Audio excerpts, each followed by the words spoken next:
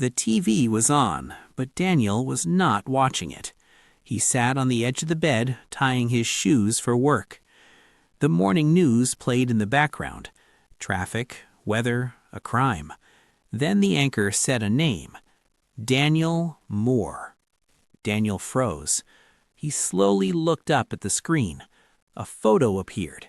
His face. Same hair, same scar near the eyebrow, same eyes. The reporter spoke again. Police are looking for Daniel Moore in connection with last night's robbery and assaults at Green Street Pharmacy. Daniel's mouth went dry. "That's not me," he whispered. On the screen, a man walked out of a pharmacy. The camera angle was poor. The lighting was bad. But Daniel knew that walk. It was his. He stepped back from the TV, heart pounding. "I was home," he said out loud. "I was asleep." He remembered it clearly.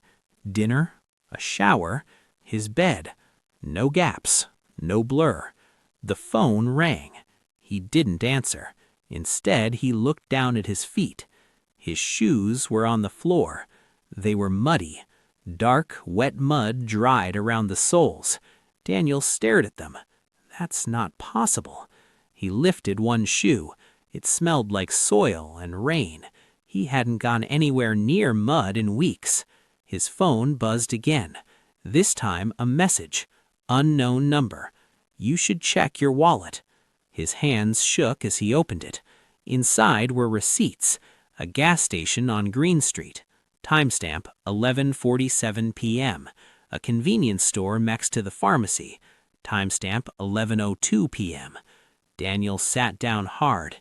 "No," he said. "No, no, no." He pulled up his bank app. The charges were there. His card, his name, his money. His head began to ache. Sharp, deep, like something pushing from the inside. He tried to remember the night. After the shower, after the bed, nothing, just darkness. That evening he returned home early. The TV was off now. The house felt strange, too quiet. He went to the bathroom to wash his face. When he looked up, he froze. Written on the mirror in a shaky hand were 3 words. "You did it." Daniel stepped back. "I didn't," he said. "I would remember." He noticed something else. A cut on his knuckle. Fresh. Tender. His phone buzzed again. This time a video message. He pressed play. The screen showed him, not a recording from the news. A close video, taken indoors. His own living room. The man in the video looked straight into the camera and smiled. "You really don't remember?" the man said. Same voice, same face, different eyes. "Relax," the man continued. "I take care of things you can't." The video ended. Daniel dropped the phone. His breathing grew fast. "That's not me," he said again. But the house disagreed. The muddy shoes, the receipts, the cut, the mirror. The next day the police came. They were calm, polite. They asked where he was last night. "At home," Daniel said. They showed him the footage. They showed him the receipts. They showed him the shoes. Daniel had no answer. That night he didn't sleep. He sat on the bed, lights on, waiting. At 2:13 a.m. he blinked. Just once. The room changed. The lights were off. The TV was playing quietly. Daniel stood in front of the screen. He was standing, but he didn't remember getting up.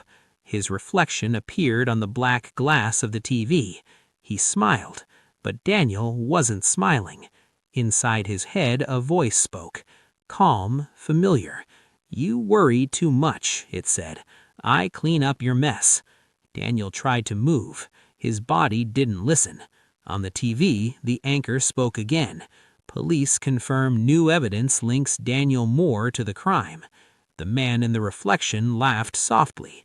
"You see," the voice said, "they believe me." The lights went out. In the dark, Daniel understood the truth.